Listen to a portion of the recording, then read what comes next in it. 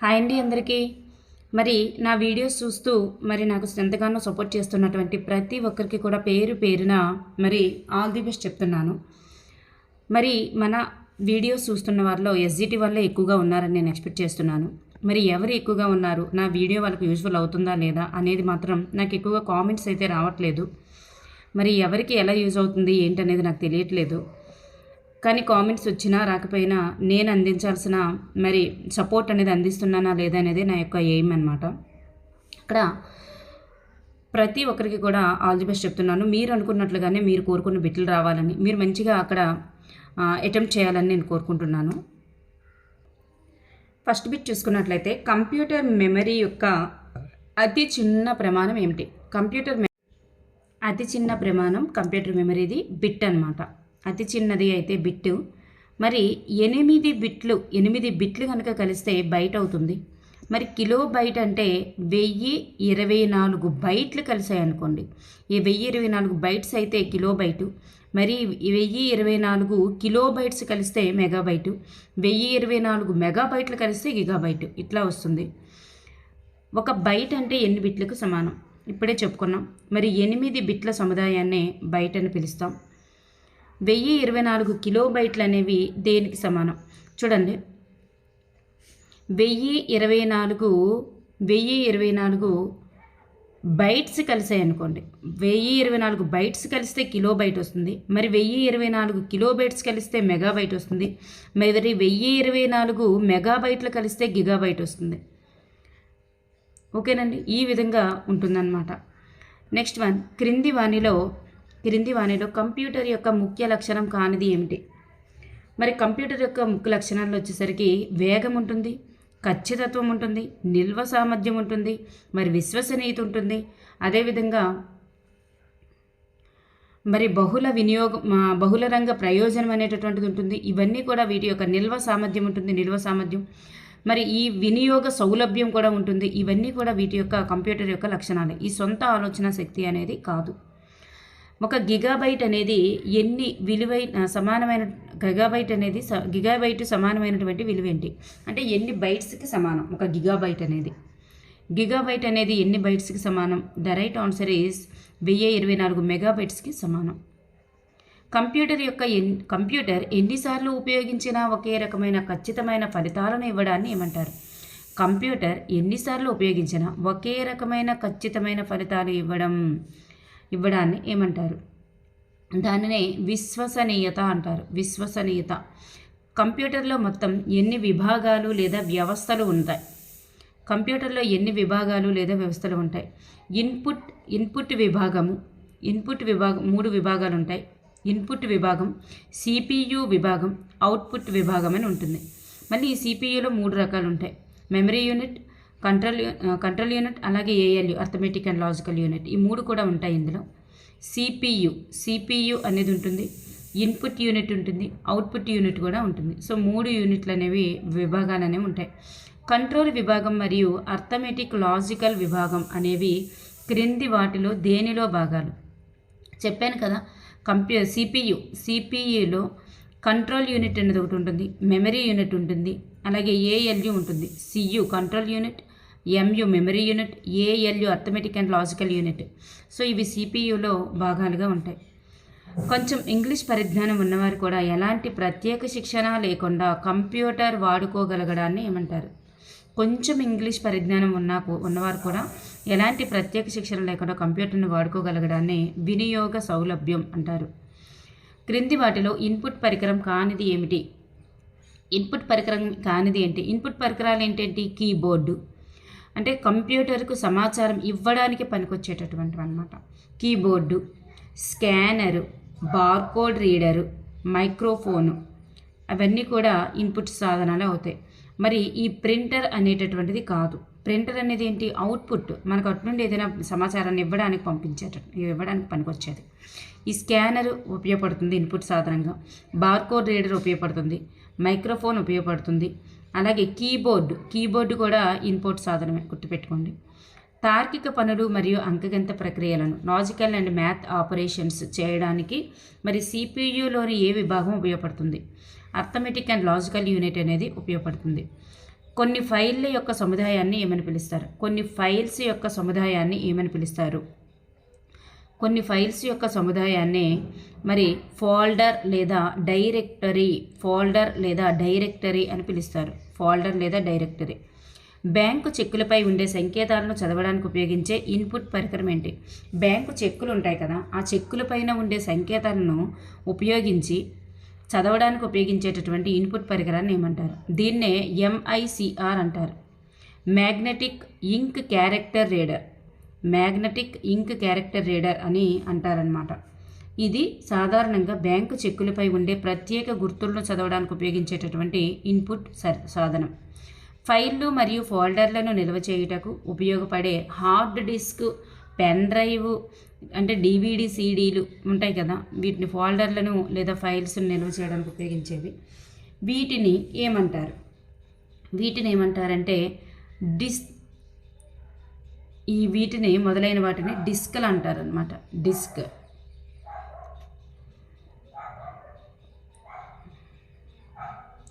Computer సాఫ్ట్వేర్లు సాధారణంగా ఎన్ని రకాలుగా ఉంటాయి? కంప్యూటర్ సాఫ్ట్వేర్లు రెండు రకాలుగా ఉంటాయి. Application software, operating software. So 2 రకాలుగా ఉంటాయి, అప్లికేషన్ సాఫ్ట్వేర్, ఆపరేషన్ సాఫ్ట్వేర్. కంప్యూటర్లో ఒక ప్రత్యేకమైనటువంటి పనిని నిర్వర్తించడానికి ఉపయోగించే MS office, VLC, media player వంటివి ఏ రకమైన సాఫ్ట్వేర్లో వీటిని ఏ సాఫ్ట్వేర్ అని అంటారు? అప్లికేషన్ సాఫ్ట్వేరు, ఆపరేటింగ్ సాఫ్ట్వేర్ అని 2 ఉంటాయి కదా. అందులో MS office, VLC, media player ఇవి దేనికి చెందుతాయి? ఇవి అప్లికేషన్ సాఫ్ట్వేర్కి చెందుతాయి. అంటే ఒక ప్రత్యేకమైన పనిని నిర్వర్తించడానికి ఉపయోగించేటటువంటి సాఫ్ట్వేర్లనే అప్లికేషన్ సాఫ్ట్వేర్ అంటారు. ఈ అప్లికేషన్ సాఫ్ట్వేర్కి చెందుతాయి అన్నమాట. ఇవి MS office, VS, media player అనేవి అప్లికేషన్ సాఫ్ట్వేర్కి చెందుతాయి. నెక్స్ట్ వన్, కంప్యూటర్ పనిచేయడానికి మరియు అందులో ఇతర అప్లికేషన్ సాఫ్ట్వేర్లు రన్ అవ్వడానికి. కంప్యూటర్ పనిచేయడానికి మరియు అందులో ఇతర అప్లికేషన్ సాఫ్ట్వేర్లు రన్ అవ్వడానికి తప్పనిసరిగా కావాల్సినవి ఏంటి? తప్పనిసరిగా కావాల్సిన వాటినే ఆపరేటింగ్ సాఫ్ట్వేర్ సిస్టమ్ అంటారు. Operating system. కంప్యూటర్ పనిచేయడానికి అందులో ఇతర అప్లికేషన్ సాఫ్ట్వేర్లు రన్ అవ్వడానికి తప్పనిసరిగా కావాల్సింది ఆపరేటింగ్ సిస్టమ్. క్రింది వాటిలో మొబైల్ ఫోన్లలో ఉపయోగించేటటువంటి ఆపరేటింగ్ సిస్టమ్స్ ఏంటి? మొబైల్ ఫోన్లలో ఉపయోగించే ఆపరేటింగ్ సిస్టమ్స్ ఏంటి? మొబైల్ ఫోన్లలో అయితే ఆండ్రాయిడ్, iOS, అలాగే విండోస్. ఆండ్రాయిడ్, iOS, అలాగే విండోస్ వంటివి ఆపరేటింగ్ సిస్టమ్స్లను మనం గమనించవచ్చు అన్నమాట. కొన్ని మిలియన్ల కంప్యూటర్లను అనుసంధానించబడిన ఒక ప్రపంచవ్యాప్త నెట్వర్క్ను ఏమని పిలుస్తారు? దీనినే అంతర్జాలం లేదా ఇంటర్నెట్ అని పిలుస్తారు. కంప్యూటర్ల అనుసంధానాన్ని నెట్వర్క్ అంటారా? మరి ఈ నెట్వర్క్లన్నీ కలిపి మళ్ళీ అనుసంధానం చేయడాన్నే ఇంటర్నెట్ అని అంటారు. ఒక ఫోల్డర్కు సంబంధించి క్రింది వాటిలో సరి అయిన వాక్యం ఏంటి? ఒక ఫోల్డర్కు సంబంధించి క్రింది వాటిలో సరి అయినది. ఫోల్డర్లో కేవలం ఫైళ్ళను మాత్రమే ఉంచవచ్చు. ఒక ఫోల్డర్లో మరికొన్ని ఫోల్డర్లను కూడా ఉంచవచ్చు. ఒక ఫోల్డర్ అనేది ఒక హార్డ్వేర్ పరికరం. ఫోల్డర్లో ఏ సమాచారం దాచలేము అన్నారు. ఫోల్డర్లో సమాచారం దాచవలం. మరి ఫోల్డర్ అనేటటువంటిది ఒక సాఫ్ట్వేర్ పరికరం, హార్డ్వేర్ కాదు. ఒక ఫోల్డర్లో మరికొన్ని ఫోల్డర్లని ఉంచవచ్చు. ఎస్, ఫోల్డర్లో కేవలం ఫైళ్ళను మాత్రమే ఉంచవచ్చు అన్నారు. ఇది రాంగ్ అన్నమాట.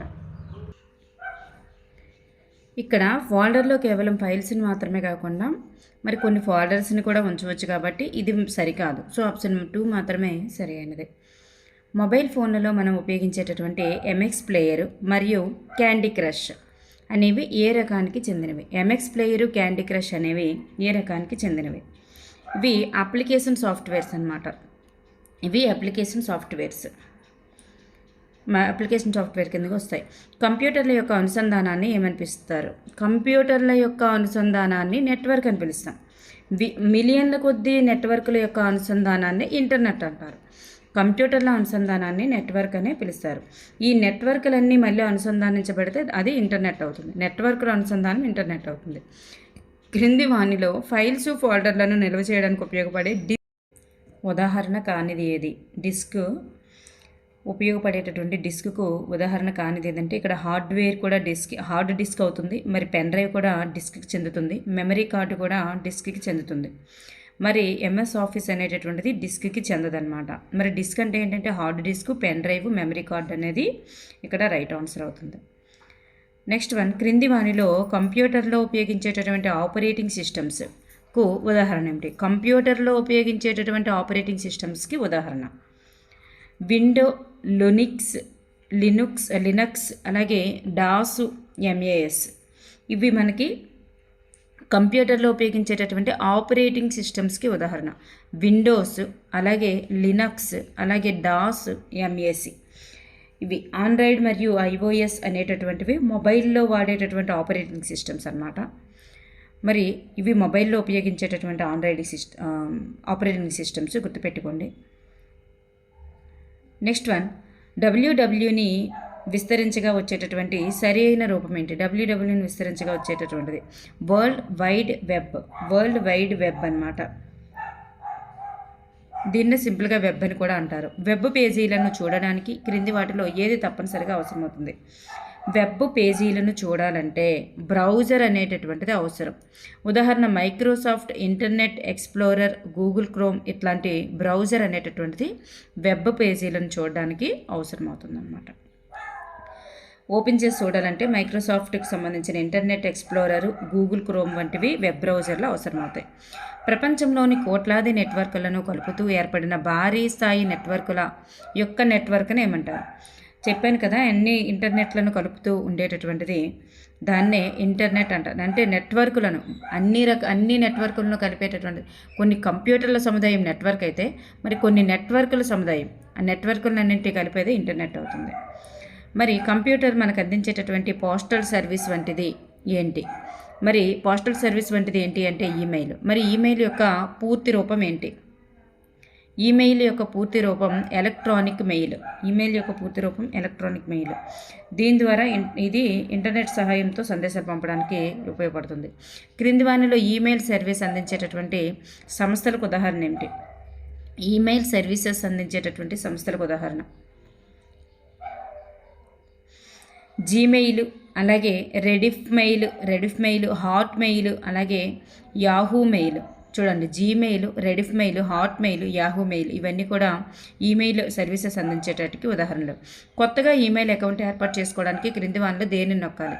కొత్తగా ఈమెయిల్ అకౌంట్ ఓపెన్ చేయాలనుకోండి, అప్పుడు దేనిని నొక్కాలంటే సైన్ అప్ని నొక్కాలి. Sign up. మనకు కావలసిన సమాచారాన్ని పొందే విధానం తెలియనప్పుడు ఆ సమాచారాన్ని వెతకడానికి ఉపయోగపడే గూగుల్, యాహూ వంటి వాటిని ఏమంటారు? చూడండి, ఏదైనా సమాచారం వెతకడానికి ఉపయోగిస్తాం కదా, గూగుల్ కానీ, క్రోమ్ కానీ, యాహూ కానీ ఉపయోగిస్తాం. మరి వీటిని ఏమంటారు? వీటిని సెర్చ్ ఇంజన్స్ అంటారు. Search engines. నెక్స్ట్ వన్, క్రింది ప్రాంతాలలో ఇతర ప్రాంతాల్లోని వారితో ఆన్లైన్ వ్యవస్థ ద్వారా మెసేజ్ల రూపంలో సమాచారాన్ని పంపిణీ చేయడాన్ని ఏమంటారు? మెసేజ్ల రూపంలో ఒక సమాచారాన్ని పంపిణీ చేయడాన్ని చాటింగ్ అని అంటారు. చాటింగ్. ఇంటర్నెట్లో విజ్ఞాన వినోద సంబంధ చర్చలు జరపడానికి మరియు ప్రపంచవ్యాప్తంగా ఉన్నటువంటి ఇతరులతో అభిప్రాయాలను, ప్రశ్నలను పంచుకోవడానికి ఉపయోగపడేటటువంటిది ఏంటి? ఇంటర్నెట్లో విజ్ఞాన వినోద సంబంధ చర్చలు జరపడానికి మరియు ప్రపంచవ్యాప్తంగా ఉన్న ఇతరులతో అభిప్రాయాలను, ప్రశ్నలను పంచుకోవడానికి ఉపయోగపడేది ఏంటంటే న్యూస్ గ్రూప్స్ అన్నమాట. న్యూస్ గ్రూప్స్లోనే వివిధ రకాల విజ్ఞాన వినోద సంబంధ చర్చలు అనేవి జరుగుతాయి. నెక్స్ట్ వన్, ఆన్లైన్లో ఒకరికొకరు చూసుకుంటూ వీడియో సంభాషణ జరుపుకోవడానికి ఉపయోగపడే పరికరం వెబ్ క్యామ్.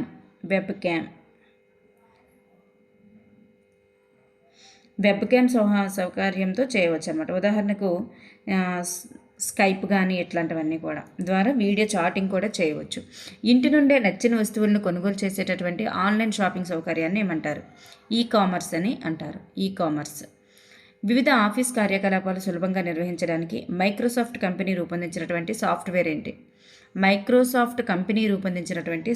ఏంటి? ఎంఎస్ ఆఫీస్ అన్నమాట. ఎంఎస్ ఆఫీస్లో ప్రధానంగా 4 కార్యక్రమాలు ఉంటాయి. క్రింది వాటిలో చేర్ అనేది ఏమిటి? ఎంఎస్ ఆఫీస్లో 4 ఉంటాయి. అందులో క్రింది వాటిలో చేరింది ఏంటి? ఎంఎస్ ఆఫీస్లో ఏముంటుంది? వర్డ్ ఉంటుంది, ఎక్సెల్ ఉంటుంది, పవర్ పాయింట్ ఉంటుంది, మరి యాక్సెస్ ఉంటుంది. ఎంఎస్ యాక్సెస్ అనేటటువంటిది ఉంటుంది. ఈ పెయింట్ అనేటటువంటిది చెందదనమాట.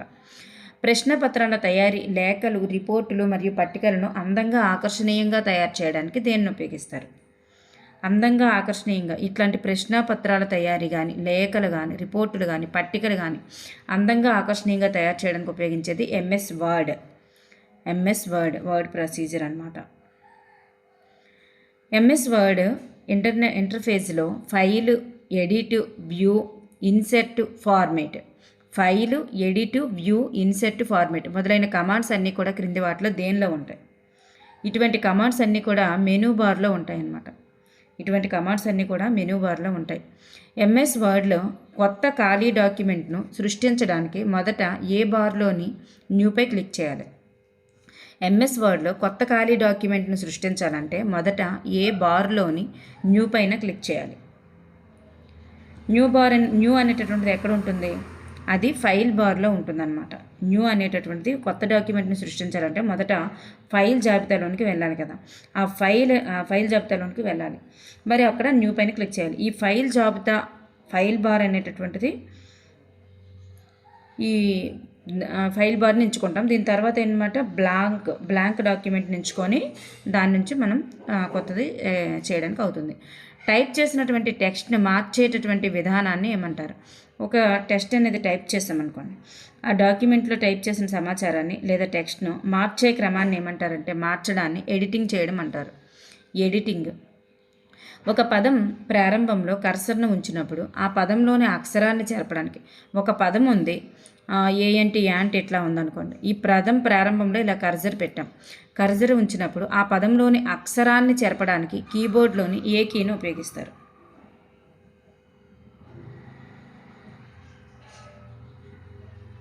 డిలీట్ కీ అనేటటువంటి దాన్ని ఉపయోగిస్తారు. ఇక్కడ పదం ప్రారంభంలో కర్సర్ పెట్టేసి డిలీట్ క్లిక్ చేస్తే అది డిలీట్ అయిపోతుంది అనమాట. తయారు చేసిన ఫైల్ను భద్రపరచడానికి సేవ్ యాజ్ మొదట ఏ మెనూను ఎంచుకోవాలి? చూడండి, భద్రపరచడానికంటే సేవ్ యాజ్ చేయడానికి మొదట ఏ మెనూను ఎంచుకోవాలి? సేవ్ యాజ్ చేయాలంటే ఫస్ట్ ఏ మెనూని ఎంచుకుంటాం? ఫైల్ మెనూలోనే సేవ్ యాజ్ కూడా ఉంటుందన్నమాట. ఫైల్ మెనూలో సేవ్ యాజ్ పైన క్లిక్ చేయాలి. అప్పుడు వచ్చే డైలాగ్ బాక్స్లో పేరు టైప్ చేసి సేవ్ చేయాలన్నమాట. నెక్స్ట్ వన్, డాక్యుమెంట్లోని ఒక టెక్స్ట్ను కాపీ చేసిన తర్వాత దానిని మనకు కావలసిన చోట ఉంచడానికి ఎడిట్ మెనూలోని ఏ ఆప్షన్ ఎంచుకోవాలి? చూడండి, మనం ఒక టెక్స్ట్ని కాపీ చేసిన తర్వాత దాన్ని ఇంకొక దగ్గర పేస్ట్ చేస్తాం కదా. సో ఇంకో దగ్గర కావాల్సిన చేట ఉంచడాన్ని ఎడిట్ మెనూలో, అది పేస్ట్, కాపీ ఇట్లాంటివి ఎక్కడ ఉంటాయంటే ఎడిట్ మెనూలోనే ఉంటాయి. సో ఈ ఎడిట్ మెనూలో ఉన్నటువంటి ఏ ఆప్షన్ని క్లిక్ చేస్తామంటే పేస్ట్ని క్లిక్ చేసి మరొక చోటని మనం తిరిగి పొందుతామన్నమాట.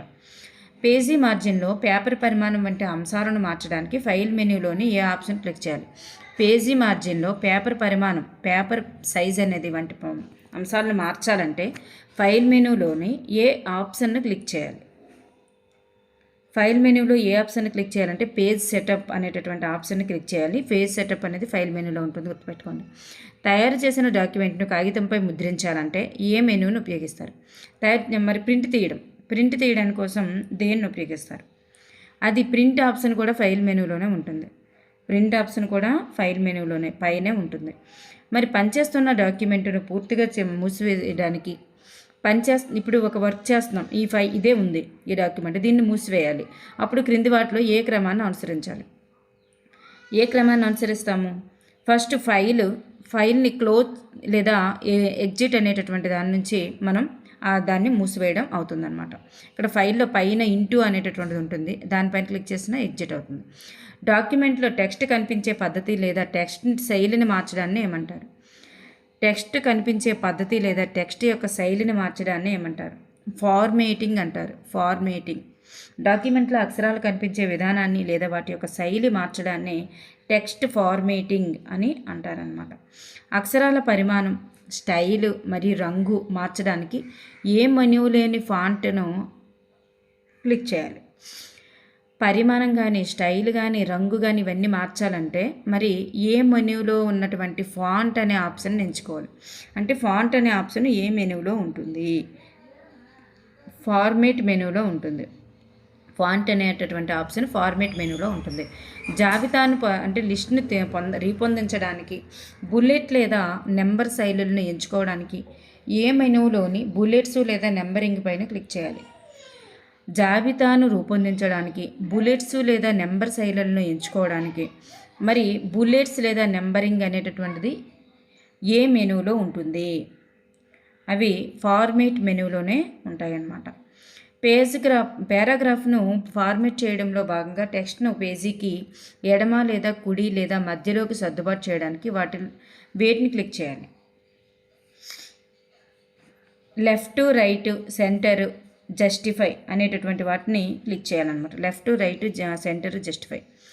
ఎంఎస్ వర్డ్ ఏదైనా ఒక అంశంపై వివరణ లేదా సహాయం పొందడానికి ఏ మెనూలోని సెర్చ్ ఉన్న చోట టైప్ చేయాలి?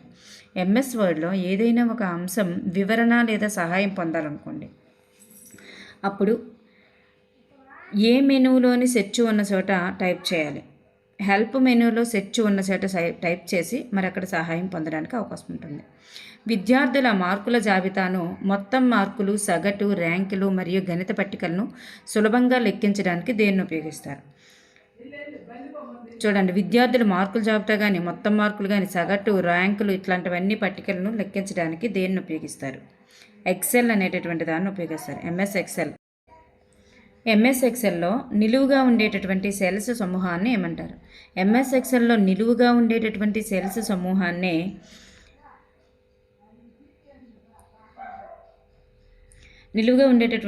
సమూహాన్నే కాలమ్స్ అంటారు. నిలువు వరుసని కాలమ్స్ అని, అడ్డు వరుసని రో అంటారు.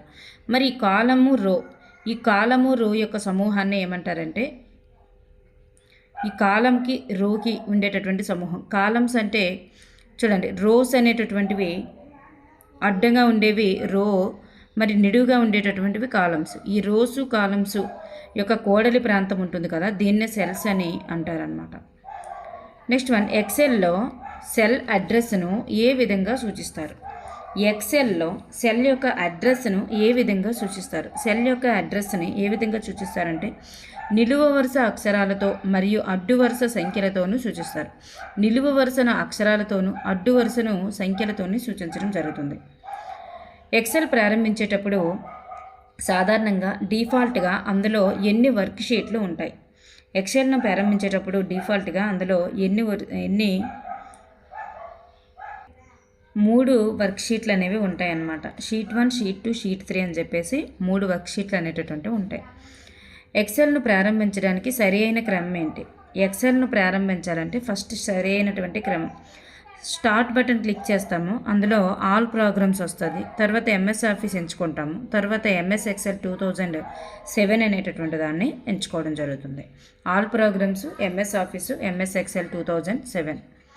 ఎక్సెల్లో కొత్త వర్క్ బుక్ను అంటే న్యూ వర్క్ బుక్ను క్రియేట్ చేయడానికి ఫైల్ మెనూలో దేనిని క్లిక్ చేసిన తర్వాత బ్లాంక్ వర్క్ బుక్ అనేది వస్తుంది. ఫైల్ మెనూలో న్యూ అనేటటువంటి దాన్ని క్లిక్ చేసిన తర్వాతే బ్లాంక్ వర్క్ బుక్ వస్తుంది. ఎంఎస్ ఎక్సెల్ ఏదైనా ఒక ఫార్ములా లేదా సూత్రాన్ని టైప్ చేసేటప్పుడు ముందుగా తప్పనిసరిగా ఏ గుర్తును ముద్రించాలి? ఈక్వల్స్ టు అనేటటువంటి దాన్ని తప్పనిసరిగా అనేటటువంటి దాన్ని ముద్రించాలి. ఇక్కడ ప్లస్, ఇక్కడ మైనస్ ఇచ్చాను, ఇక్కడ టైప్ అవ్వలేదు. ఈక్వల్స్ టు అనేటటువంటి దాన్ని ముద్రించాలన్నమాట. ఎక్సెల్ సీట్లో కూడికలు, తీసివేతలు, గుణకారం మరియు భాగాహారాలకు వరుసగా ఉపయోగించేటటువంటి సరైన గుర్తుల సమూహం ఏంటి? మీ అందరికీ తెలిసిందే కదా, ప్లస్, మైనస్, మరి గుణకారము, భాగాహారం. నెక్స్ట్ వన్, సెలెక్ట్ చేసిన విద్యార్థుల మార్కులను గ్రాఫ్ రూపంలో చూపించడానికి టూల్ బార్లోని ఏ మెనూపై క్లిక్ చేయాలి? గ్రాఫ్ రూపంలో చూపించాలంటే ఇన్సెర్ట్ మెనూ పైన క్లిక్ చేయాలి. ఎక్సెల్లో నిర్దిష్ట నిబంధన ఆధారంగా, ఉదాహరణకు 40 మార్కుల కంటే ఎక్కువ వచ్చిన వారిని ఇట్లా చేయాలంటే ఒక నిర్దిష్ట నిబంధన ఆధారంగా లెక్కించడానికి ఏ ఫంక్షన్ను సెలెక్ట్ చేసుకోవాలి? కౌంట్ ఇఫ్ అనేటటువంటి ఫంక్షన్ను సెలెక్ట్ చేసుకోవాలి. డైలాగ్ బాక్స్లో ఉంటుంది అది. కౌంట్ ఇఫ్ ఫంక్షన్ ఉపయోగించేటప్పుడు నిబంధనను ఏ బాక్స్లో టైప్ చేయాలి? దీన్ని ఫంక్షన్ను ఉపయోగించినప్పుడు నిబంధన ఉంటుంది కదా, అది ఏ బాక్స్లో టైప్ చేయాలి? అది క్రైటీరియా అనేటటువంటి బాక్స్లో టైప్ చేయాలి. ఎంఎస్ ఎక్సెల్లో సరాసరి కనుక్కోవడానికి ఏ ప్రక్కనున్న బాణం గుర్తును క్లిక్ చేయాలి? సరాసరి కనుక్కోవాలి, యావరేజ్ కనుక్కోవాలనుకోండి, అప్పుడు ఏ ప్రక్కనున్న బాణం గుర్తును క్లిక్ చేయాలి?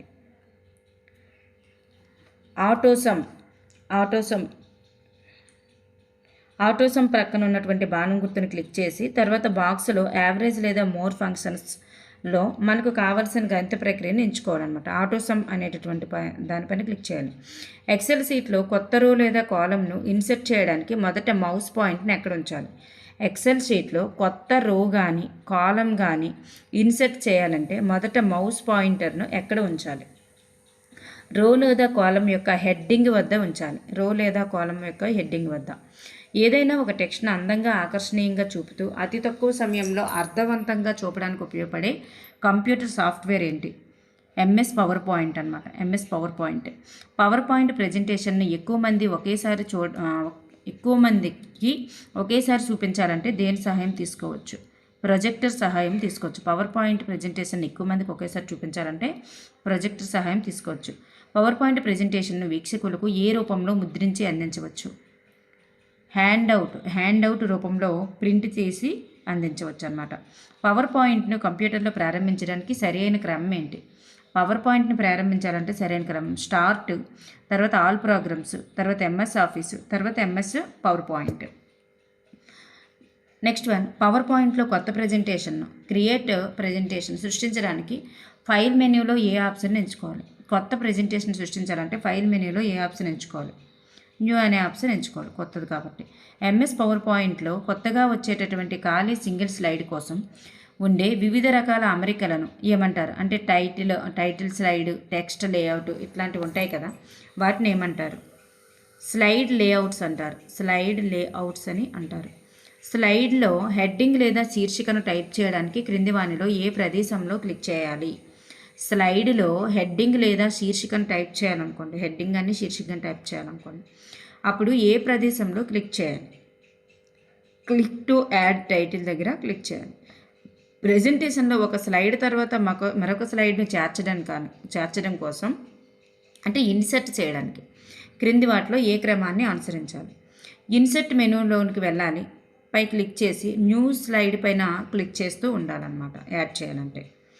పవర్ పాయింట్లో స్లైడ్ యొక్క బ్యాక్గ్రౌండ్ రంగును మార్చాలంటే మొదట ఏ మెనూలోని బ్యాక్గ్రౌండ్ పైన క్లిక్ చేయాలి? చూడండి, స్లైడ్ యొక్క బ్యాక్గ్రౌండ్ను మార్చాలంటే మొదట ఏ మెనూలోని బ్యాక్గ్రౌండ్ పైన క్లిక్ చేయాలి? అంటే బ్యాక్గ్రౌండ్ అనేటటువంటిది ఏ మెనూలో ఉంటుంది? ఫార్మేట్ మెనూలో ఉంటుంది. Format menu. ఎంచుకున్న రంగు ప్రెజెంటేషన్లోని అన్ని స్లైడులకు ఒకేసారి రావాలనుకోండి. ప్రెజెంటేషన్లోని అన్ని స్లైడులకి ఒకేసారి రావాలి. అప్పుడు డైలాగ్ బాక్స్లో దేన్ని క్లిక్ చేస్తాం? అంటే అప్లై టు ఆల్ అనేది ఏ బాక్స్లో ఉంటుందంటే డైలాగ్ బాక్స్లో ఉంటుందని గుర్తుపెట్టుకోండి. ఎక్కడ ఉంటుంది? Dialogue box. స్లైడ్ యొక్క బ్యాక్గ్రౌండ్లో ఒక చిత్రాన్ని ఉంచాలంటే అనుసరించాల్సిన సరైన క్రమం ఏంటి? బ్యాక్గ్రౌండ్లో ఒక చిత్రాన్ని ఉంచాలంటే ఏం చేయాలి? బ్యాక్గ్రౌండ్లో ఒక చిత్రాన్ని ఉంచాలంటే ఫార్మేట్ మెనూలోకి వెళ్ళి బ్యాక్గ్రౌండ్లోకి వెళ్ళి బ్యాక్గ్రౌండ్ ఫైల్ లిస్ట్లోకి వెళ్ళి ఫైల్ ఎఫెక్ట్స్లోకి వెళ్ళాలి. తర్వాత సెలెక్ట్ పిక్చర్ ఇన్సర్ట్ చేయాలి. ఈ విధంగా ఉంటుంది. Format menu, background file list, అలా నెక్స్ట్ ఫైల్ ఎఫెక్ట్స్, తర్వాత సెలెక్ట్ ఫైల్ ఇన్సర్ట్లోకి వెళ్ళాలి. స్లైడ్ యొక్క కలర్ స్కీమ్స్ మార్చడానికి క్రింది వాటిలో ఏ మార్గాన్ని ఎంచుకోవాలి? కలర్ స్కీమ్స్ మార్చాలనుకోండి, ఫార్మేట్లోకి వెళ్ళాలి, స్లైడ్ డిజైన్లోకి వెళ్ళాలి, కలర్ స్కీమ్స్లోకి వెళ్ళాలి, క్లిక్ చేయాలి. ఫార్మేట్లోకి వెళ్ళాలి, స్లైడ్ డిజైన్లోకి వెళ్ళాలి, కలర్ స్కీమ్స్లోకి వెళ్ళాలి, క్లిక్ చేయాలి. స్లైడ్లో చేరిన బొమ్మల యొక్క పరిమాణాన్ని లేదా స్లైడ్ సైజుని మార్చాలంటే దేనిపైన ఉపయోగించి డ్రాగ్ చేయాలి? దేన్ని ఉపయోగించి డ్రాగ్ చేయాలంటే మౌస్ను ఉపయోగించి డ్రాగ్ చేస్తాం. తయారు చేసిన ప్రెజెంటేషన్లోని స్లైడ్ను ఒకదాని తర్వాత మరొకటి పెద్ద స్క్రీన్పై చూడడానికి దేనిపైన క్లిక్ చేయాలి? స్లైడ్ షో పైన క్లిక్ చేయాలి. ఉచితంగా లభించేటటువంటి డిజిటల్ విద్యా వనరులైనటువంటి OERS యొక్క పూర్తి రూపం ఏంటి? Open education resources.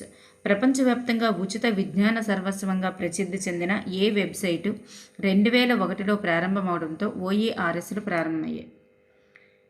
Wikipedia. www.wikipedia.organization అనేటటువంటి ఉచిత విజ్ఞాన సర్వస్వంగా ప్రసిద్ధి చెందిన వెబ్సైట్ అనేది 2001లో ప్రారంభమైంది. OERS వనరులను తిరిగి మార్చుకొని కలగలిపి ఉపయోగించే విధానంలో 4Rsలో చేరనే అంశం ఏంటి? 4Rsలో చేరనే అంశం. 4Rs అంటే ఏంటి? రీయూజ్, రివైజ్, రీమిక్స్ ఉంటుంది, రీడిస్ట్రిబ్యూట్ ఉంటుంది. ఈ 4 ఉంటాయి. ఇవి ఉండదన్నమాట. నెక్స్ట్ వన్, ముందుగానే రూపొందించిన ఉచిత పాఠ్యాంశాలు మరియు విద్యా విషయక వీడియోలను లభించేటటువంటి ప్రముఖ OER యొక్క వెబ్సైట్ ఏంటి? ఖాన్ అకాడమీ .ఆర్గనైజేషన్ అనమాట. ఉచిత పాఠ్యాంశాలు కానీ విద్యా విషయక వీడియోలు కానీ లభిస్తాయి అన్నమాట. Khan Academy . Facebook, Twitter, WhatsApp social media లేదా ఇంటర్నెట్ వినియోగంలో పాటించాల్సిన ఆచార వ్యవహారాలను ఏమంటారు? వాటిని ఏమంటారంటే నెట్ క్విట్స్ అంటారు. నెక్స్ట్ వన్, ఇంటర్నెట్లో చాటింగ్ చేసేటప్పుడు ఇతరుల పట్ల అమర్యాదగా ప్రవర్తించడం, అసభ్య సమాచారాన్ని ఇవ్వడం, అనుమతి లేకుండా ఇతరుల ఫోటోలను వాడడం వంటివి ఏ చట్టాల పరిధిలోనికి వస్తాయి? ఇవన్నీ కూడా సైబర్ లాస్ కిందకు వస్తాయి. ఇంటర్నెట్ వినియోగంలో విలువ లేని లేదా అనవసరమైనటువంటి సమాచారాన్ని అందరికీ పంపించడాన్ని ఏమంటారు? ఇంటర్నెట్ వినియోగంలో విలువ లేనటువంటి అనవసరమైన సమాచారాన్ని అందరికీ పంపించడాన్ని ఏమంటారు? స్పామ్ అంటారు. ఇంటర్నెట్ ద్వారా సందేశాలు పంపేటప్పుడు మనం పంపేటటువంటి ప్రతి అంశానికి ఏది ఖచ్చితంగా లేదా క్లుప్తంగా ఉండేలా చూసుకోవాలి. హెడ్డింగ్ లేదా విషయం అనేది ఉండేటట్లుగా చూసుకోవాలి. పాఠశాల విద్యలో జాతీయ ICT విధానాన్ని ఏ సంవత్సరంలో ప్రకటించారు? పాఠశాల విద్యలో జాతీయ ICT విధానాన్ని ఏ సంవత్సరంలో ప్రకటించారు? ICT అనేది 2012లో ప్రకటించారనమాట. నెక్స్ట్ వన్, జాతీయ ICT విధానం 2012 యొక్క విజన్లో పేర్కొన్న ముఖ్య ఉద్దేశం ఏమిటి? యువతను జ్ఞాన సమాజ నిర్మాతలుగా సిద్ధం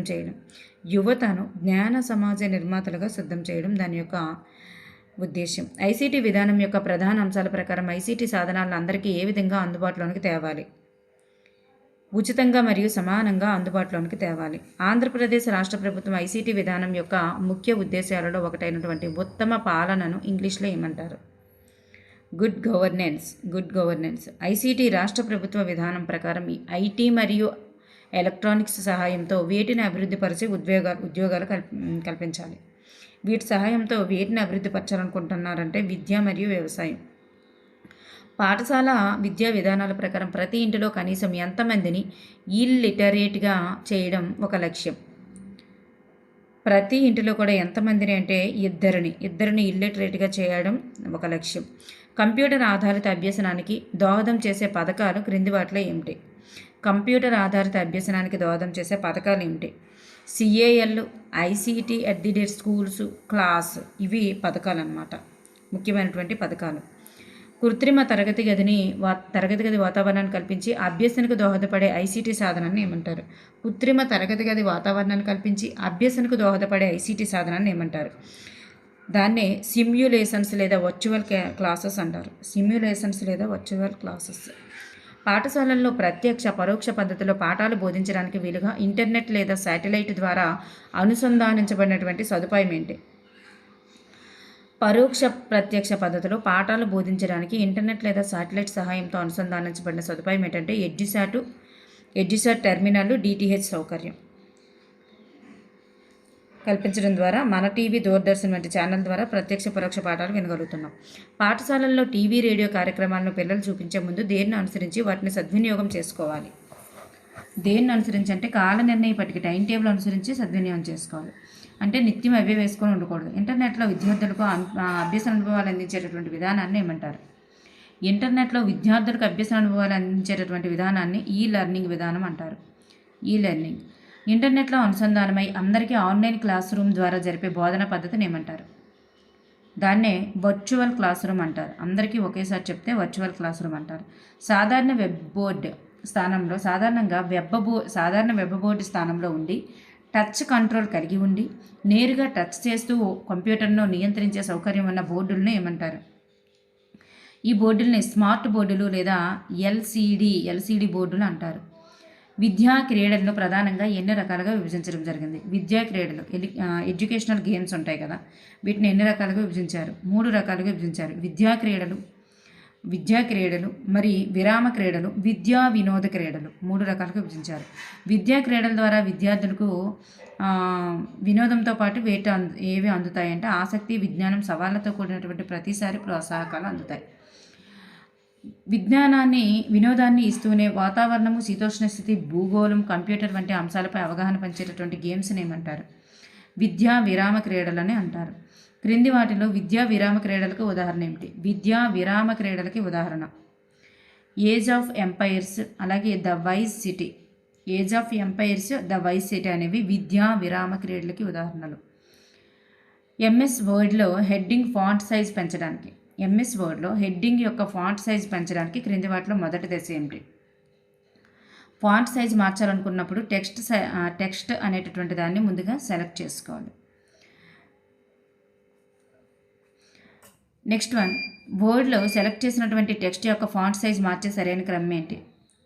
ఎలా మార్చాలి అంటే మరి ఫార్మేటింగ్ టూల్ బార్లోకి వెళ్ళి ఫాంట్ సైజ్ యొక్క జాబితా యొక్క డౌన్ యారో పైన క్లిక్ చేయాలి. ఫాంట్ క్లిక్ చేసిన తర్వాత ఇది ఫస్ట్ చేయము.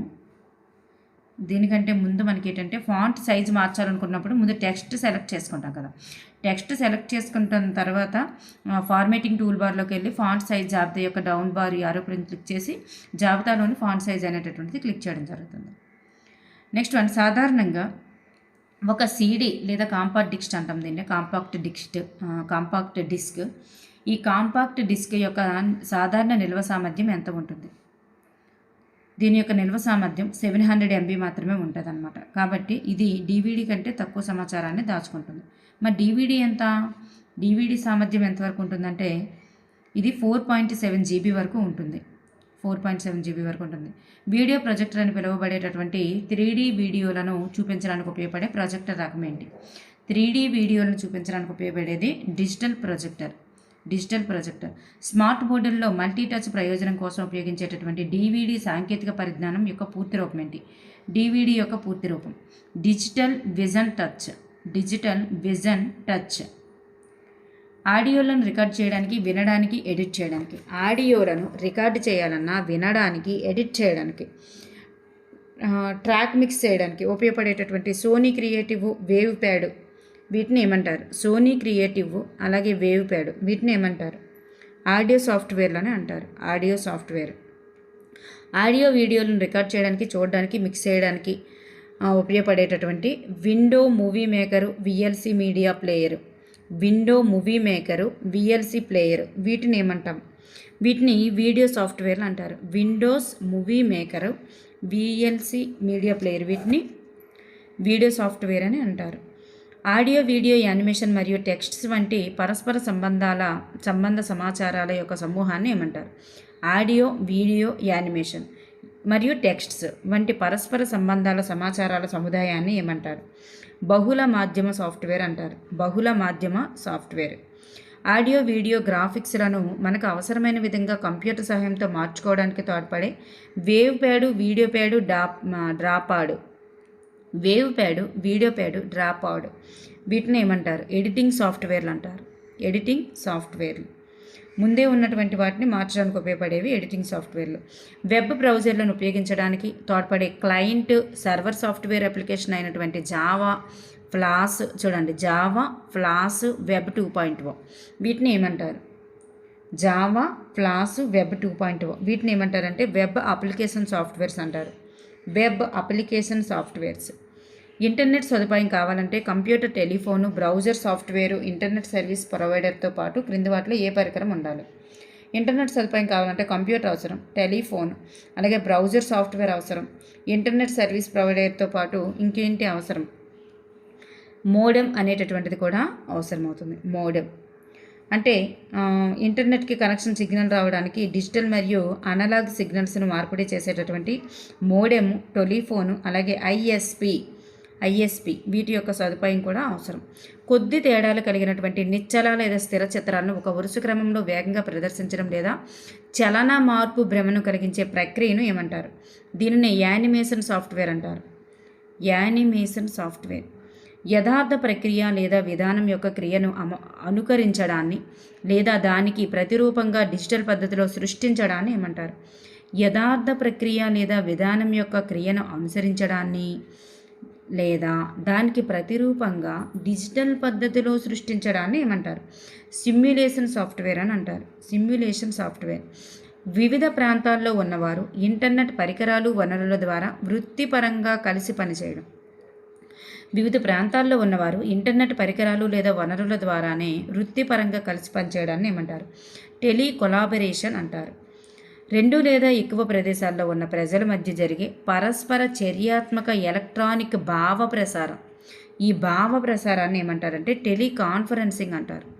భావాలు ఒకరు పంచుకోవడానికి ఉపయోగపడేది టెలికాన్ఫరెన్సింగ్. విద్యార్థికి ప్రత్యక్షంగా విషయాలు అందడంతో పాటు అప్పటికప్పుడు తన అనుమానాలను నివృత్తి చేసుకోవడానికి క్రింది వాటిలో ఏది బాగా ఉపయోగపడుతుంది?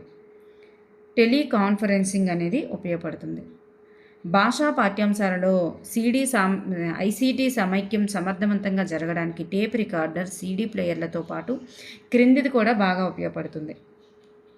లాంగ్వేజ్ ల్యాబ్ కూడా ఉపయోగపడుతుంది. గణిత శాస్త్ర బోధనలో లెక్కలను సమీకరణాలను సులభంగా సాధించడానికి ఉపయోగపడే ఐసీటీ సాధనం ఏంటి? లెక్కలు సమీకరణాలు సులభంగా సాధించడానికి ఉపయోగపడేది ఈక్వేషన్ సాల్వింగ్ కాలిక్యులేటర్ అన్నమాట. Equation solving calculator. విజ్ఞాన శాస్త్రంలో కేవలం పుస్తకాల ద్వారా కాకుండా నిజమైన అనుభూతిని ఇస్తూ గ్రహాలు, పరమాణువుల వంటి క్లిష్టమైన అంశాల అవగాహనకు తోడ్పడే సాంకేతికత ఏమిటి? వర్చువల్ రియాలిటీ మరియు సిమ్యులేషన్. సామాజిక శాస్త్రం విద్యార్థులకు అర్థవంతంగా, వాస్తవికంగా అందడానికి క్రింది వాటిలో ఏ ఐసీటీ పరికరం ప్రధానంగా ఉపయోగపడుతుంది? సామాజిక శాస్త్రం విద్యార్థులకు అర్థవంతంగా, వాస్తవికంగా అందడానికి క్రింది వాటిలో ఏ ఐసీటీ పరికరం ఉపయోగపడుతుంది? ఆన్లైన్ మ్యాప్స్ మరియు డిజిటల్ డేటాబేస్.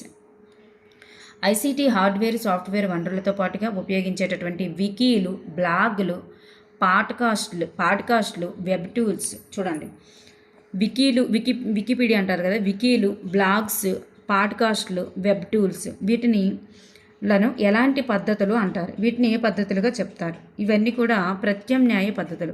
హార్డ్వేర్, సాఫ్ట్వేర్ వనరులతో పాటు ఇవి ప్రత్యామ్నాయ పద్ధతులు అన్నమాట.